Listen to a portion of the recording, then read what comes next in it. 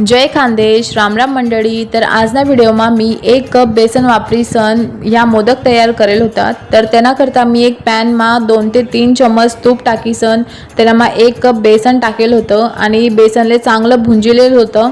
त्यानंतर मी अर्धा कप दळेल साखर वापरी राहिनू। त्यानंतर 1 कप असं दूध मी टाकेल येनामा। तर या बटासले चांगलं मिक्स करीसन त्यानंतर येनामा 1 चम्मच असं जी इलायची रास तिले मी दळलेली होती कुटी सन भी तुम्ही टाकू शकतस। तर हे मिश्रण थंड व्हावनंतर मी याठे मोदक बनाडी राहिनू। ते मोदक ना साचा मी वापरी राहिनू। तुम्ही याठे लाडू भी बनाडू शकतस।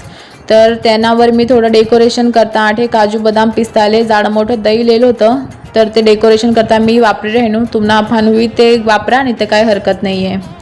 त्यानंतर मग जे मिश्रण तयार करेल होतं त्याला या मोदकना साचामा भरीसन चांगला दाबीसन असा मोदकना आकार दी देवाना। तर आठे तयार शेतस मोदक। भेटूत मग पुन्हा व्हिडिओमा।